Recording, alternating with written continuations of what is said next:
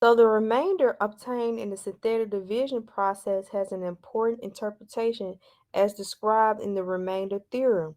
The remainder theorem, if a polynomial f of x is divided by x minus k, the remainder is r equals f of k. So what does it mean? It basically means that whatever our remainder was, if we evaluated that function at that k, so for example, y'all see this f of x equals 3x cubed plus 8x squared plus 5x minus 7. It's saying if I evaluated that function at -2, I would get what the remainder is. The remainder for this, remember, that's always that last number in synthetic division, is -9. So we can test that out by actually evaluating this function. So let's say we were evaluating the function f of x equals 3x cubed plus 8x squared plus 5x minus 7 at -2. So that means we will need to plug in a -2 for x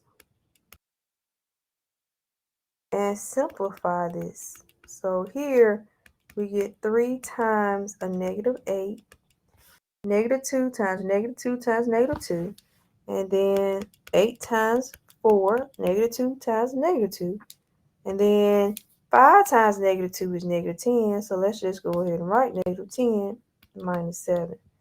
Then that 3 times -8 is -24, plus 32 here, minus 10 minus 7. -24 plus 32 is 8, minus 10 minus 7. 8 minus 10 is -2 minus 7. And there you go. We actually do get -9. So this is just evidence that this synthetic division works. Whatever your remainder is your function value at that particular k value, or whatever value you're being asked to evaluate that function with. So you can use synthetic division instead to come up with the function value. Instead of going through this entire process, you could do this instead and just choose the last number of synthetic division as your answer, because it works. All right. The next part of this section, and here's another point that also means that -2, -9 is a point on the graph of f, of course, because if you plugged in a -2, and that's your input, your output was -9. It is a point on the graph. All right, let's do a problem where we have a fourth degree polynomial, and it's saying show that x minus 2 and x plus 3 are factors. So if it's saying show that they are factors, we know that they are factors. And they are both divisors that have degree 1, so we can use synthetic division, which I think is simpler to use than long division, but you can always use long division. And we want to break this function down, we really want to break it down all the way down to 4 factors, because this is a fourth degree polynomial. But in order to just show that these two factors are factors of this function, you can do synthetic division. And in synthetic division, if your remainder is 0, that tells you that these are factors of the function. So let's try x minus 2 first. If we try x minus 2 first, what would be the k? What would be the k in this situation? Where the k, again, is opposite of what you see here. So that's 2.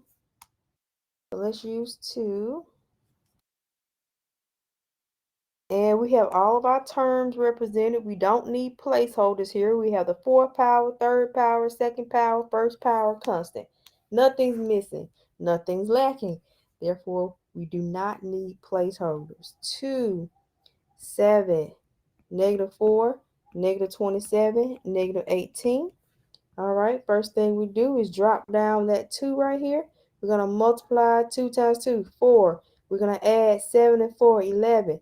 We're going to multiply 11 and 2, 22. We're going to add negative 4 plus 22, 18. We're going to multiply 18 times 2, 36. We're going to add negative 27 plus 36 is 9. We're going to multiply 9 times 2, which is 18.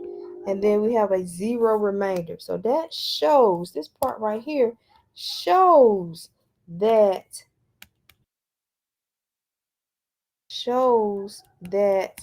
x minus 2 is a factor. So this is proof when you get a 0 remainder. Now here's a little trick. Let's not start all the way back over. This is the way we can break it all the way down.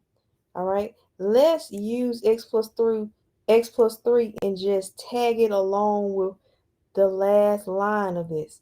So what is k? So let's put k here. That's negative 3.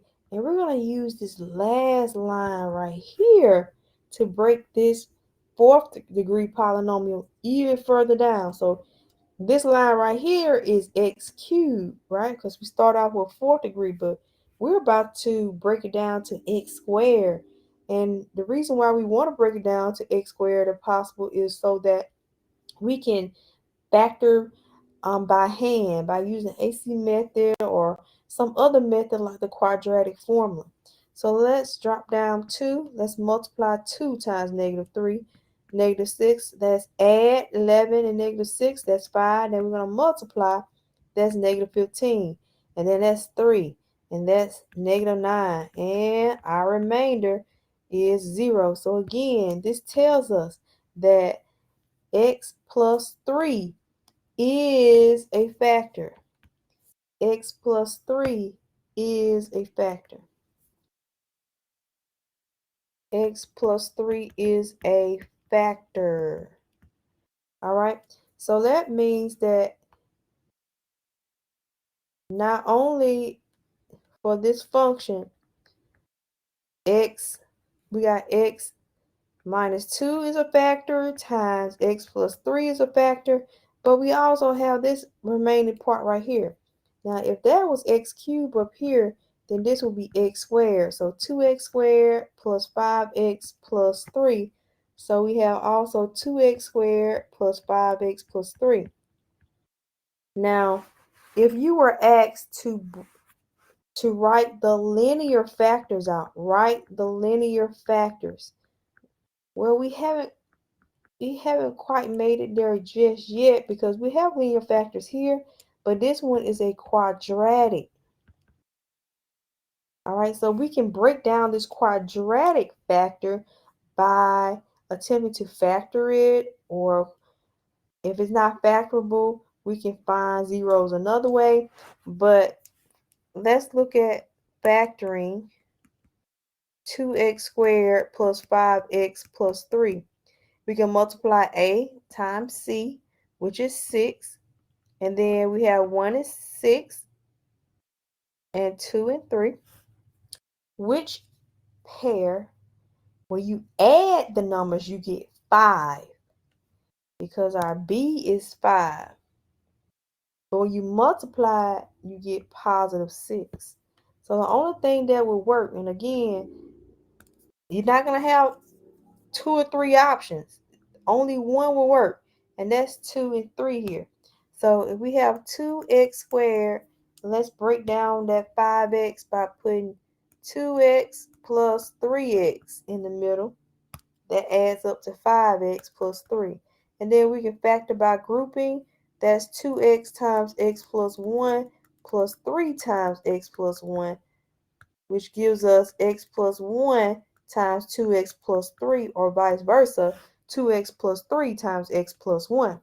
So our function can be broken down as x minus 2 times x plus 3 times x plus 1 times 2x plus 3.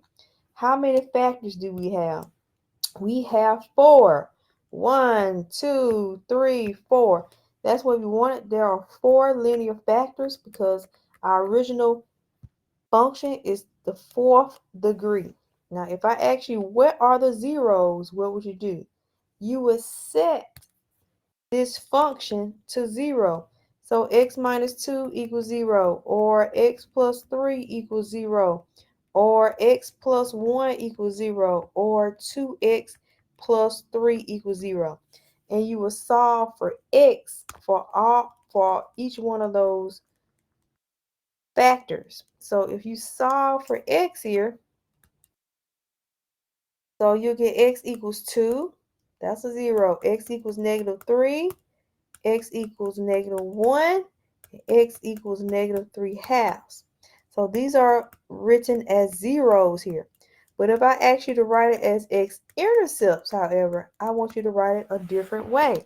I want you to write 2, 0, comma, negative 3, 0, comma, negative 1, 0, comma, and negative 3 halves, 0.